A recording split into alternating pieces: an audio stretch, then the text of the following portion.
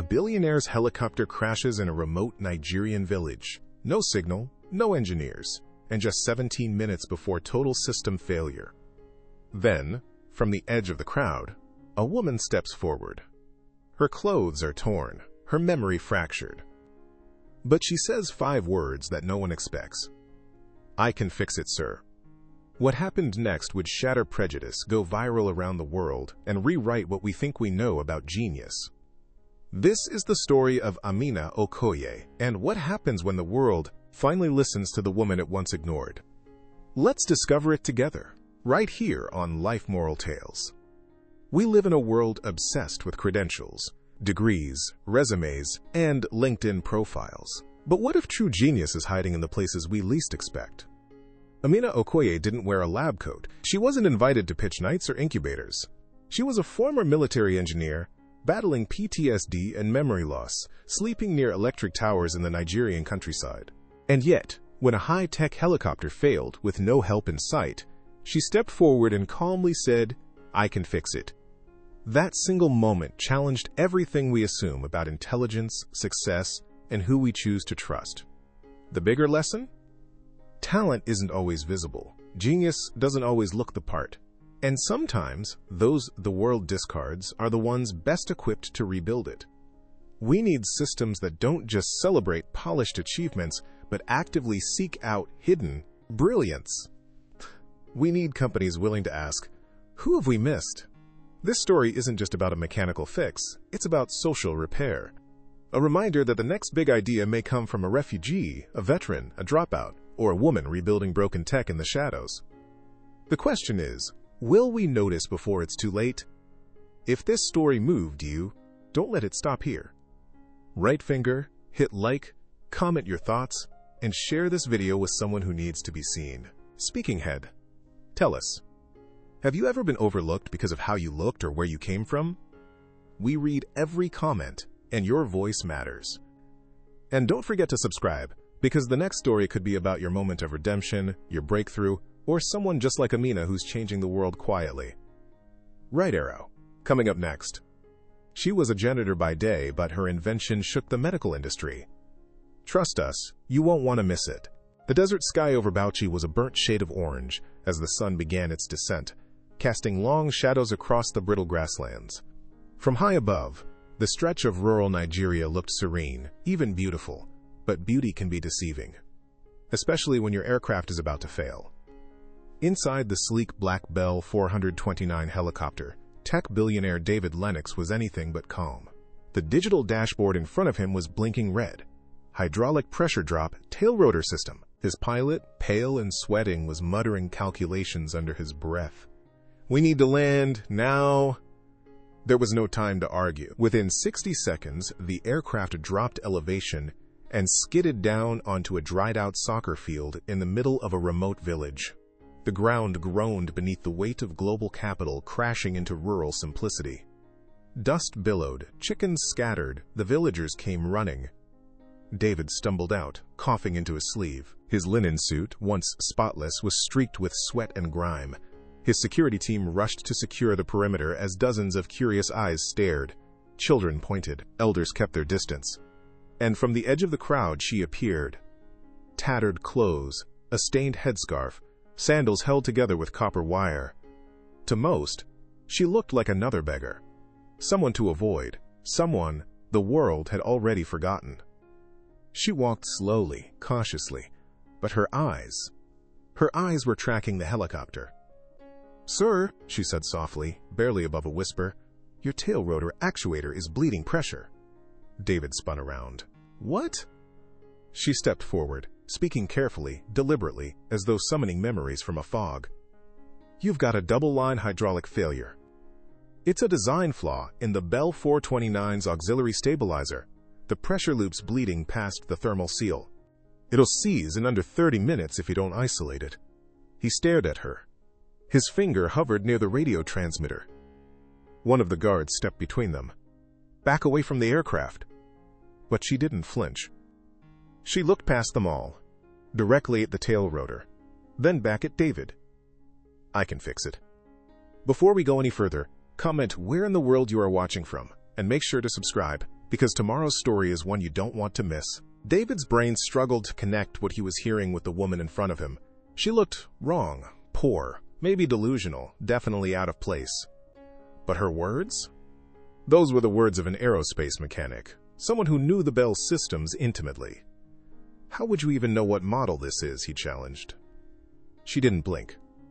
I serviced one, Nevada Desert, 2011, UAV integration test, Flight 034. Same stabilizer, same bleed valve, same overheating actuator. David's breath caught. How could she possibly know that? His pilot, still shaken, glanced at her, and then at the blinking diagnostics on his tablet. The readings lined up. She wasn't guessing. She wasn't lucky. She knew. In the background, villagers murmured. That's the mad woman. She talks to broken radios. She fixed my uncle's generator once with a spoon.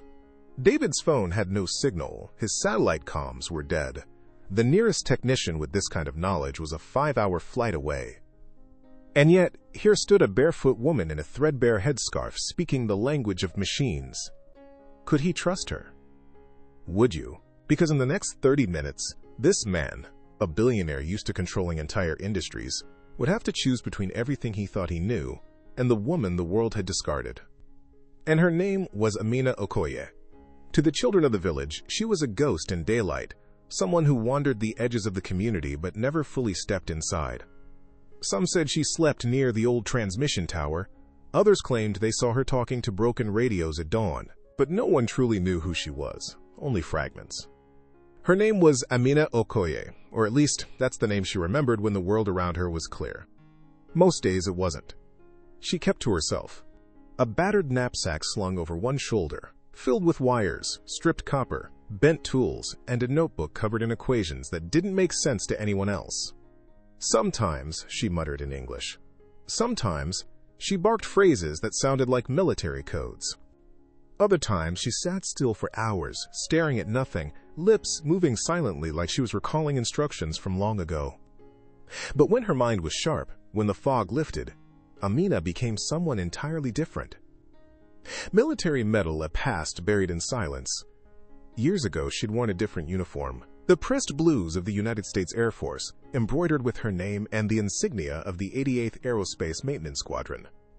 She wasn't just another enlisted tech. She was one of the best. The kind of person who could recalibrate a drone's heat dispersion array blindfolded, or diagnose a feedback loop failure by sound alone. Her supervisor said she had an uncanny intuition with machines. She just knew when something wasn't right. Her final deployment had been in Afghanistan, Kandahar Airfield, assigned to a UAV repair unit. It was supposed to be low risk, far from combat. But war has its own rules. A munitions depot on base exploded during a power systems calibration, a freak chain reaction no one could explain. The blast knocked Amina off her feet and left her unconscious for nearly 5 minutes. She was lucky to survive, others didn't. When she woke, something had changed. Brain a mind like glass. Doctors called it mild TBI, traumatic brain injury, complicated by PTSD. Her records showed cognitive disruption and, quote, episodic dissociation. What that meant in civilian terms was that Amina's memory fractured like glass under pressure. Some days she remembered everything. Equations, schematics, old protocols. Other days she couldn't recall her own birthday. They discharged her with a Purple Heart, a commendation letter, and a recommendation for therapy. But no follow-up ever came. The military moved on, her benefits stalled in bureaucratic limbo, and Amina, a decorated aerospace technician, found herself back in Lagos with a bag full of gear and a mind that wouldn't stop flickering. Eventually she made her way to the northeast, to Bauchi, where her mother had once grown up, but the house was long gone. The relatives didn't remember her. The system didn't recognize her. She had become invisible, the mechanic in the shadows. Yet even in the chaos of her mind, machines still made sense. They always had. She'd sneak into scrapyards and abandoned depots, scavenging old fans, rotors, broken radios, satellite parts. She fixed things no one asked her to. A farmer's solar panel that hadn't worked in 5 years, a broken borehole pump, a taxi's starter motor. Sometimes she was thanked. More often she was feared. She's a witch. She talks to metal. She sees ghosts in wires. The elders warned children not to speak to her. The men ignored her unless they needed something. But Amina didn't need their approval. She needed order. Every morning she drew mechanical diagrams in the dirt with a stick. Every night she cleaned and organized her tiny toolset by size, function, and wear. When the world around her spun, these rituals kept her grounded. But nothing had prepared her for the sight of the Bell 429 crashing down from the sky like a wounded bird. Repeat button. Memory snapback. As dust settled and voices rose around the downed aircraft, Amina's mind jolted into focus. She recognized the shape of the frame, the angle of the rotor shaft, the configuration of the landing skids. Bell 429. Triple hydraulic system. Twin turbine. Canadian-American hybrid build. Tail rotor actuator system. Known to bleed pressure under high heat conditions. Her lips moved without thinking. JX4401. Field Test Nevada. March 2011. Helipad 6. Crosswind calibration error. The memory wasn't just clear, it was visceral. She remembered the temperature of the desert wind, the metal under her gloves, the way the stabilizer bled coolant under pressure, the replacement fix she engineered with copper tubing when the original part failed in the field. And now, here it was again, in front of her. Except this time, no one believed she could help.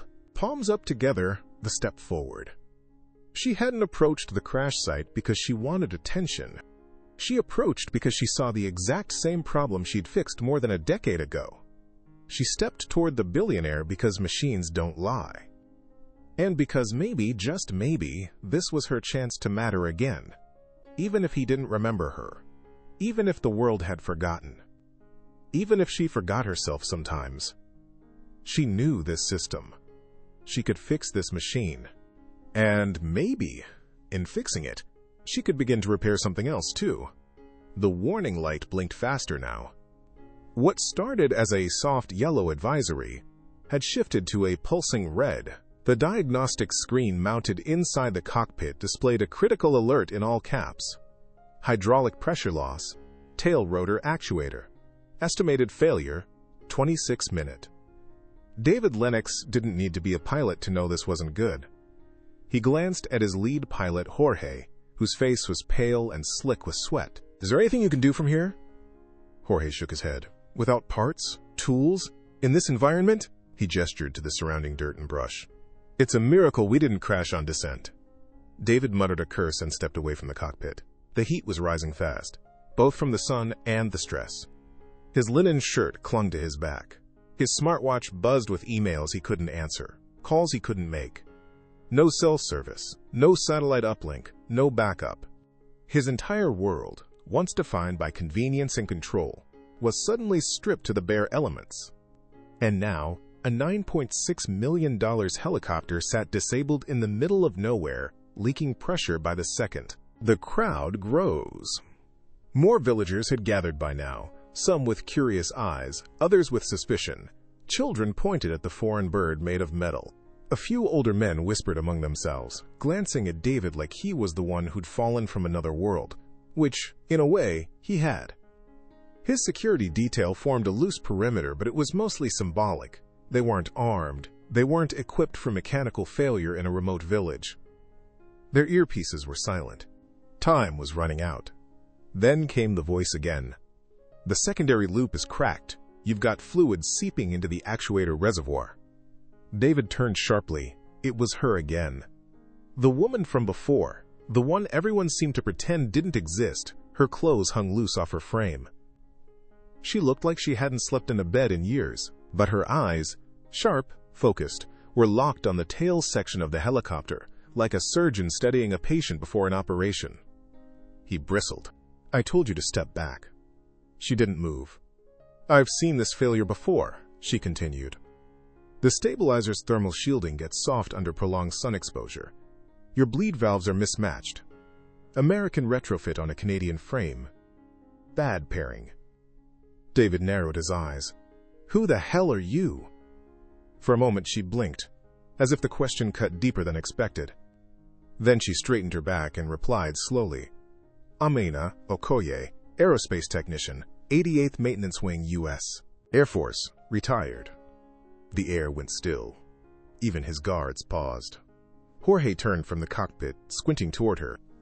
Wait, did you say 88th? That's a military designation. She nodded. I ran diagnostics on systems like this in 2011, Nevada desert.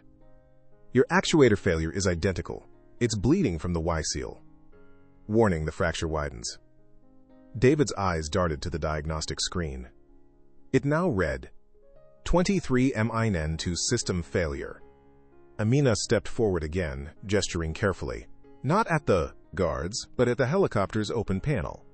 Look at the color of the fluid, she said calmly. If it's tinged with silver gray, that's your polymer shearing. The nano-coating on your actuator is degrading. If you try to lift off, the tail rotor won't stabilize. You'll spin out. Jorge exchanged glances with David. How would she know that? The pilot whispered. I don't know, David muttered. She's guessing. No, Jorge said. That's exactly what the manual says. And that retrofitting issue? She's not wrong. Brain memories in metal. Amina's mind was running like a turbine now. Fast, smooth, focused. The haze that so often clouded her thoughts was gone.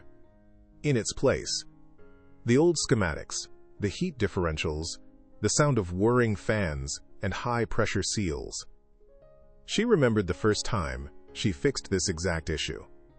Her commanding officer had doubted her then too, said it couldn't be done in the field. But Amina had jury-rigged a pressure loop using parts from a decommissioned air compressor, sealing it with graphite paste and elbow grease. That UAV flew a mission 18 hours later. And now, here she was again, face to face with the same flaw, a different aircraft and a man who didn't trust her. David's dilemma. David stared at the engine, then back at her. He hated being helpless. He hated being told, no solution. But, above all, he hated having to rely on strangers, especially strangers who didn't fit the mold of expertise. She looked like someone who slept on concrete. Not someone who could fix a bleeding rotor system. But then again, so did every genius before they got a chance. All right, he said slowly, jaw tight. What would you need? Toolbox, the ask. Amina's eyes lit up, not with pride but precision. I need something sharp. Pliers, wire, motor oil. Clean cloth. Graphite paste if you've got it. If not, she pointed to a boy in the crowd. The mechanics shed behind the mosque has pencils. Dark ones, 8B or softer. David raised an eyebrow. Pencils? She nodded. The graphite in those can mix with oil to form a pressure sealant. Temporary, but it'll hold. He looked skeptical. Please, she added, softer now. I know this machine. Let me fix it. David hesitated. He wasn't used to asking for help, let alone from someone like her. He looked at Amina again. The mismatched sandals, the dusty scarf, the trembling hands. She was either the best bluff he'd ever seen or something else entirely. His instincts screamed caution. His ego screamed louder. Let's say I did let you touch my helicopter, he said, tone sharp. And you mess it up worse. Then what? I'm stuck here with a $10 million lawn ornament and a PR disaster when this hits the news? Amina didn't blink. You're already stuck, she replied quietly, and you have 17 minutes left. David clenched his jaw. His pilot Jorge stood beside him now, holding a toolkit and a hesitant look. She's right about the actuator, Jorge whispered. She just described the problem better than I did. And faster. David turned sharply to his security lead. Is there any chance this is a setup? Industrial espionage. Scam? The guard, a former Marine named Tompkins, crossed his arms, considering. Sir, this place has no power, no internet, and she looks like she sleeps in a drainage ditch. If it's a scam, it's the worst funded one I've ever seen. David frowned. So what's her angle? Tompkins shook his head. I don't know, boss. But that woman speaks like she's logged serious hours with rotary systems. Prohibited the weight of appearances. David's gaze drifted back to Amina. She stood with perfect posture, military straight, but her fingers twitched slightly, unconsciously tapping against her thigh like a rhythm she couldn't unlearn. Despite everything, she looked disciplined. not desperate. And that's what unnerved him the most. She didn't beg, she didn't plead. She just stated facts, calmly, like someone who'd been dismissed so many times she stopped caring whether anyone listened. Still, David had spent his life in boardrooms, on stages, in negotiation rooms where trust was currency and reputation was the collateral. And this woman had neither. "All right," he said at last, crossing his arms. "Let's see some ID." Magnifying glass, the card, that wasn't enough. Amina reached into her knapsack, carefully retrieving a plastic card wrapped in cloth. Worn, faded, cracked. She handed it to him with both hands. "Amina Okoye, SSGT, United States Air Force, retired." David stared at it. The photo was younger, cleaner. Her hair was pulled back in regulation style. The eyes were the same, though intelligent, intense. But the card expired 3 years ago. The magnetic strip was scratched beyond recognition. He looked up. This could be fake. Amina didn't flinch. So could trust. Hourglass, the clock ticks louder. The diagnostic readout chirped again. 14 minutes to system failure. Jorge glanced nervously at the screen. "Sir, we're running out of time." David exhaled. "What's your name again?" She didn't answer right away. Her eyes glazed, flickered. Then she snapped back.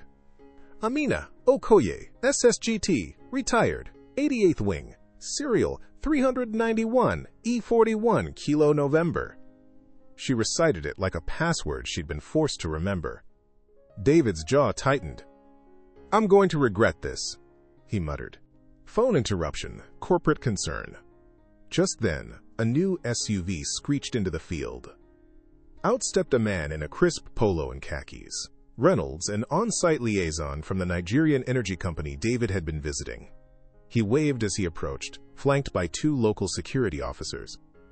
"Mr. Lennox, we saw the alert from your emergency transponder. I brought my team just in case." David nodded, distracted. Reynolds glanced at Amina, eyes narrowing instantly. "Who's this?" he asked. David sighed. "She thinks she can fix the rotor." Reynolds scoffed. "Her? That woman sleeps under our transmission station. She's—" He paused, searching for a polite insult, then settled for unstable. "She used to work on UAVs for the U.S. Air Force." David countered. "Used to. Sir, we've had incidents. She's not well. 2 months ago, she welded a bicycle frame into a broken generator. When we tried to thank her, she ran away and shouted something about drone calibration." David looked back at Amina, who stood silently, eyes locked on the rotor, like none of this was new. "Mr. Lennox," Reynolds continued, voice low, "I strongly advise you to wait for your manufacturer's response team. Don't risk your tech on a madwoman's guess." Speaking head, the crowd turns. Whispers grew louder among the villagers. "She's possessed. She speaks in wires." She's the one who fixed the preacher's radio, then vanished for days. The social gravity around Amina pulled tight. Not just doubt, but alienation. Years of invisibility condensed into minutes of judgment. And yet she never looked away from the machine. Pushpin the final plea. David looked at the clock. 11 minutes. He stepped forward. "If I say yes and you damage something..." "It's already damaged," Amina interrupted softly. The certainty in her voice stopped him cold. "I'm not asking for faith," she added, "just space and a shot." David stared at her. This wasn't a woman chasing opportunity. This was a mechanic staring down a malfunction, same as she always had, whether in Nevada, Kandahar, or a dusty Nigerian village. He gave a tight nod. "Jorge, give her the kit." Amina knelt beside the helicopter like a medic beside a wounded soldier. Dust swirled around her boots as she unpacked the tools from the emergency kit Jorge had handed over. Needle nose pliers, a flashlight, a flat wrench, a frayed roll of wiring tape. She handled each item with the care of a surgeon preparing for a battlefield operation. No one spoke. Not David, not the security guards, not the villagers, not even Reynolds, whose disapproving glare had turned to a confused scowl. It was as if the moment had collapsed inward, just Amina and the machine. A changed tone. David turned toward Amina. He didn't smile, not yet, but the skepticism in his voice was gone. "You knew exactly what was wrong. You knew. Amina nodded, wiping her hands on her scarf. This model was tested on the same platform as our drone variants. They used to overlap components before streamlining. How do you remember that? David asked. You said your memory. She looked away. Machines stay in my head longer than people do. Scroll proof beyond words. She pulled out a crumpled notebook from her bag, pages filled with sketches, notes, part numbers. The kind of scribbles only engineers would recognize. David flipped through it. Diagrams of pressure loops, voltage equations, drone outlines. At the bottom of one page, barely visible under the smudges, he saw a note. KAF test. 429 retrofit. Polymer patch equals 8B graphite plus oil plus gauze. He froze. KAF, he said aloud. Kandahar Airfield? Amina nodded slowly. I logged the repair after the explosion. They said it wouldn't hold. It held. It held. Phone, the truth spreads. The guard who had filmed the moment looked up. Sir, Twitter's gonna eat this alive. David frowned. What? I just uploaded a 30-second clip. It's already at 12,000 views. Reynolds looked like he'd swallowed a bug. You recorded this? People need to see it, the guard replied. The whole world's got blind spots. Maybe this clears one up. The air around the helicopter felt charged, not just with heat, but with attention. Dozens of villagers, a half-dozen bodyguards, a billionaire, a pilot, and now a corporate liaison, all stood watching as Amina Okoye, once homeless, once forgotten, once broken, now took the final steps to bring a machine worth more than every house in this village back to life. And she did it like she had done it 100 times before, just not in years. Hammer and wrench the final touches. Amina knelt again beside the tail assembly. Her body knew exactly how to move. Her hands no longer trembled. She tightened the clamp over her makeshift pressure seal. The strip of cloth, soaked in oil and infused graphite, now bonded to the actuator port like a professional-grade gasket. She double-checked each bolt, then rewired a secondary bypass to isolate the failing pressure loop. Every move was deliberate, minimal, efficient like only someone with military training could be. Internal monologue, engineer mode. Check torque line. Confirm bleed valve seal. Observe rotation symmetry. She repeated the sequence in her head like she had done back in Nevada, like she had done in the chaos of Kandahar. Except here, in the middle of nowhere, she wasn't surrounded by drones and command centers. Just rust, sand, and silence. And yet, this felt familiar. Like coming home. Anti-clockwise Arrow's mechanical resurrection. All done, she said quietly. David looked from her to Jorge. You believe her? The pilot gave a small nod. Her patch is stable. Diagnostics confirm full rotor response. Output holding steady. Amina wiped her hands, then straightened up. You'll have 30 to 45 minutes of safe flight if you don't exceed 70% torque. Avoid sharp elevation shifts or tailwinds. David arched an eyebrow. And what happens if we do? You'll spiral left and crash into the savannah, she replied flatly.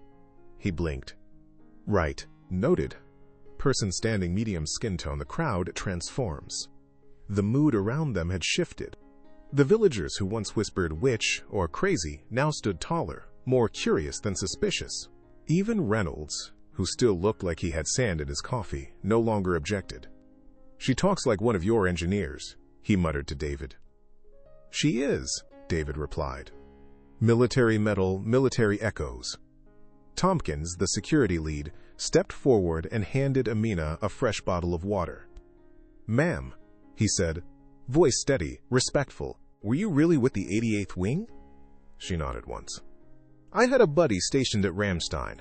Different unit, but same ecosystem. He said your wing ran circles around the civilian techs. Amina gave a faint, almost apologetic smile. We didn't have the luxury of failing twice. Videocam viral moment.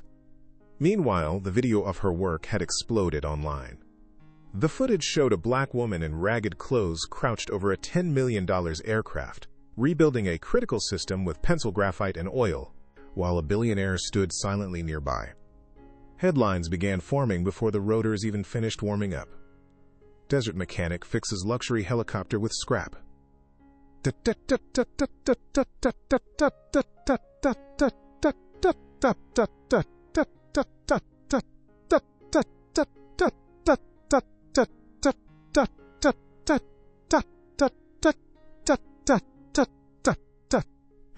Airplane ready for takeoff. David climbed into the helicopter, glancing.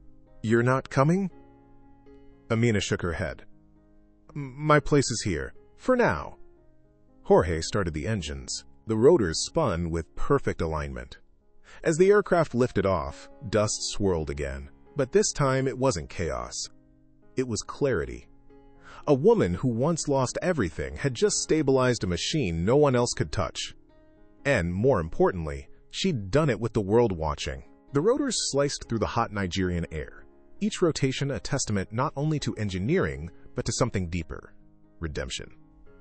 The Bell 429 lifted steadily off the cracked dirt field, casting a long shadow over the gathered crowd. The engine purred in perfect rhythm. No smoke. No tremors. No system failure. Just clean, stable flight. Inside the cockpit, David Lennox watched the diagnostic screen like a man seeing a ghost. All indicators were green.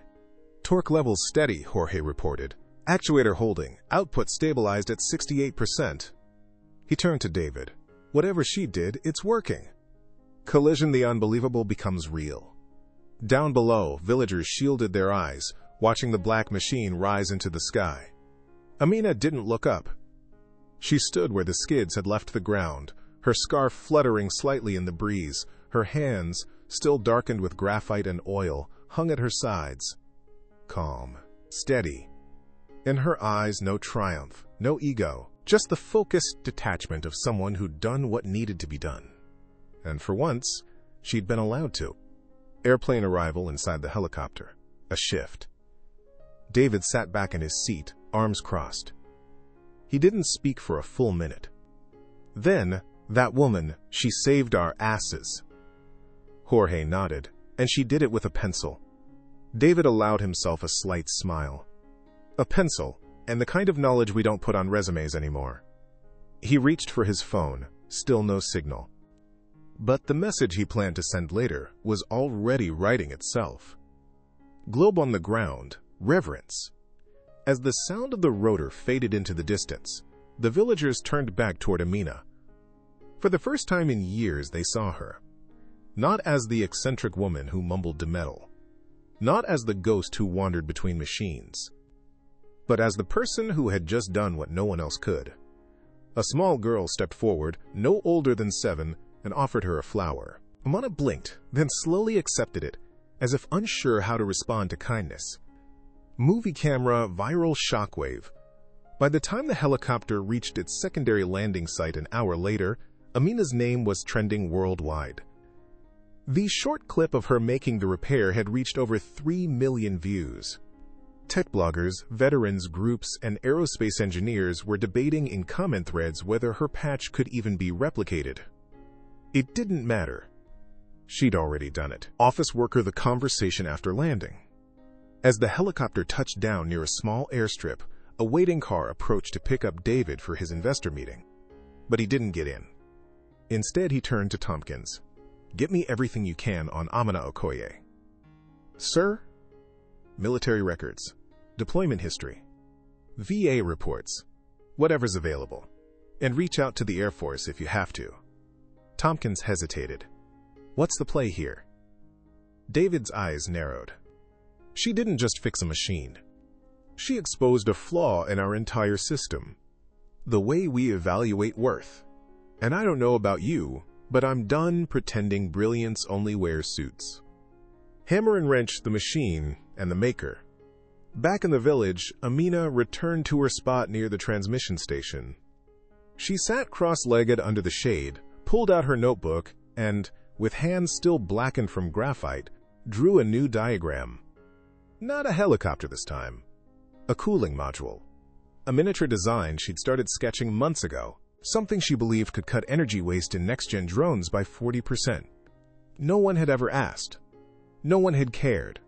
But now, maybe they would. Speaking head voices begin to change.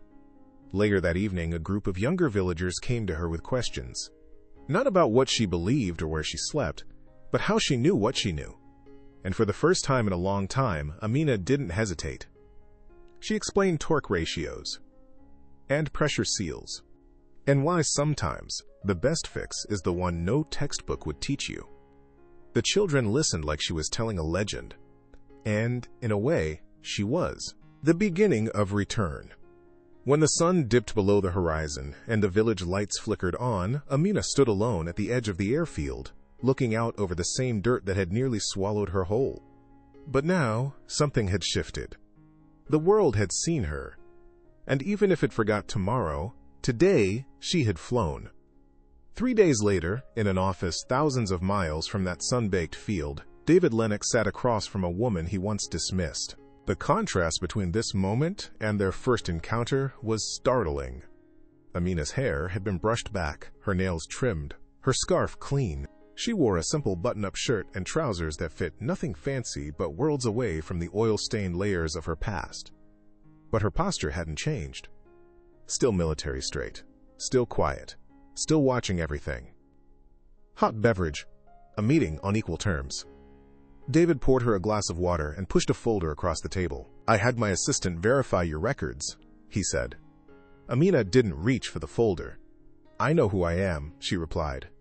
He gave a small smile. "I do too, now." There was a pause. Then he asked what no one had ever bothered to ask her before. "What happened, Amina?" Military meddled the truth at last. She took a breath. "I served 12 years, she began. Worked on heat management systems for unmanned drones, trained in Nevada, deployed in Kandahar. 3 rotations. She stared at a point behind him, like the memories were playing on a screen only she could see. "On my last tour, there was an explosion. Base generator overload. Took out a depot. They said I was lucky. I only blacked out for 4 minutes. David listened, silent. "But when I came back, something was wrong. I couldn't focus the same. My memory started slipping. I'd know the exact temperature thresholds for a polymer composite, but forget if I'd eaten that day. Brain the invisible injuries. They called it mild traumatic brain injury. Mild," she scoffed softly. "The VA sent paperwork, therapy referrals.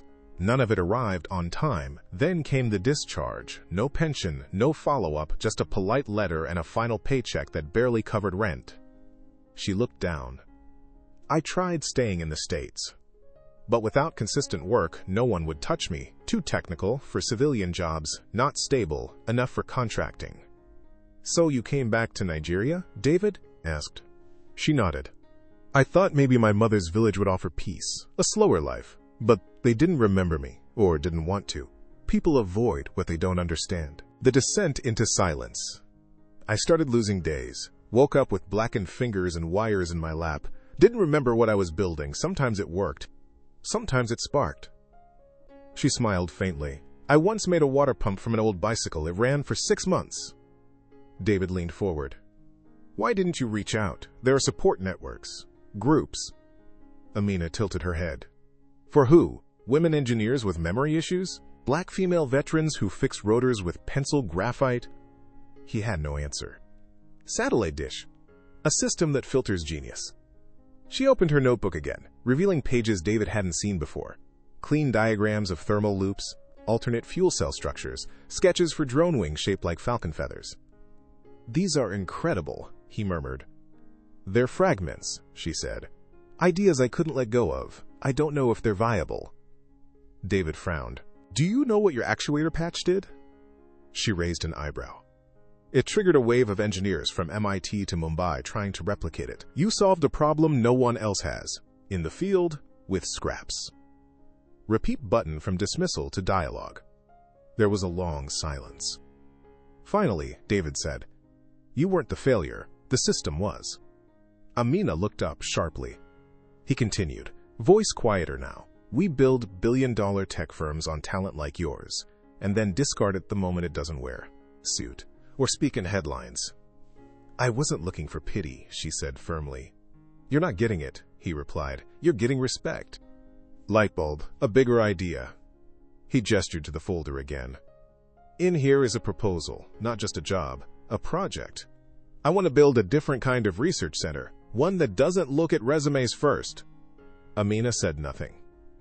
We'll call it the Okoye Initiative, unless you've got a better name. It'll fund and incubate innovations from people like you. Unseen geniuses, forgotten engineers, military techs, rural tinkerers, refugee inventors. Anyone the world stopped listening to. Handshake the first time, someone asked. He paused. But we'll only do it if you lead it. Amina's lips parted slightly, surprised. You want me to be a director? I want you to be the voice no one else is listening to. She didn't answer immediately. Then, what if I forget something? What if I lose another week? David smiled.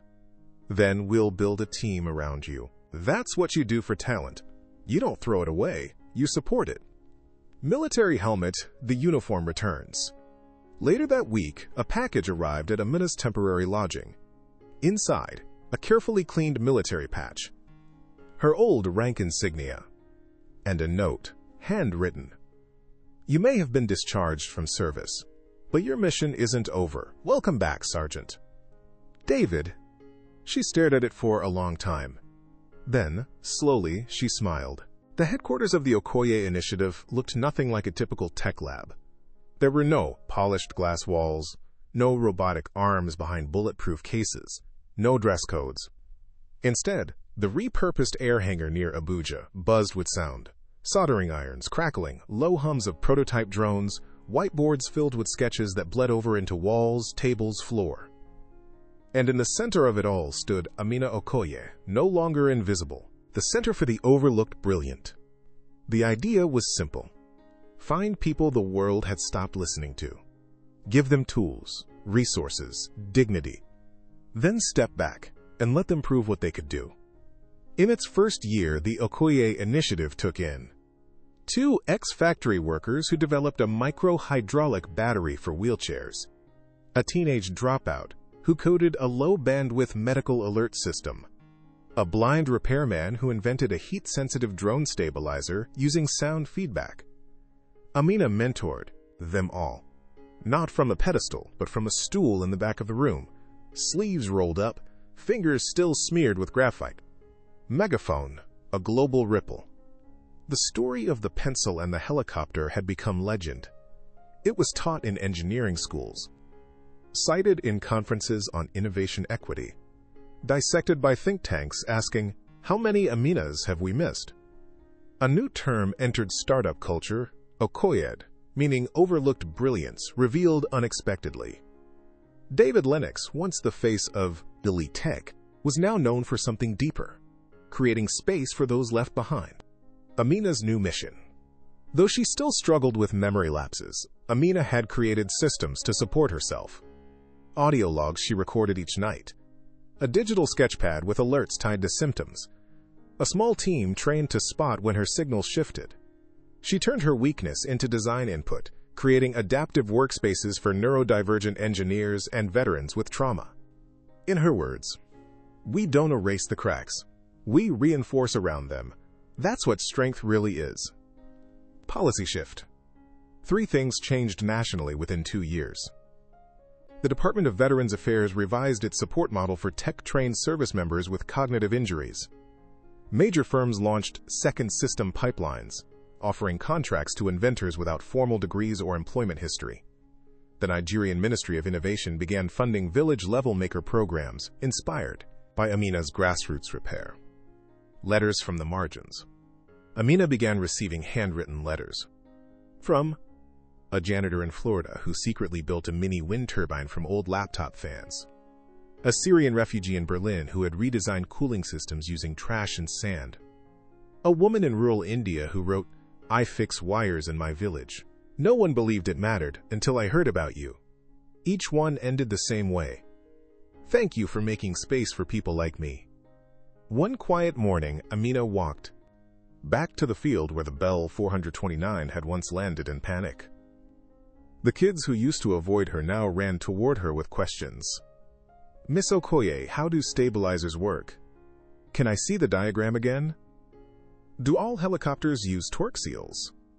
She smiled, kneeling in the dust with them, drawing circles in the ground like she once did when no one listened. Only this time, they listened. If there was one lesson, it wasn't about aerospace. It was this. Brilliance is everywhere, but opportunity is not. If you want to build the future, don't just fund the polished. Find the forgotten. Invest in the overlooked. And when someone says, "I can fix it," listen.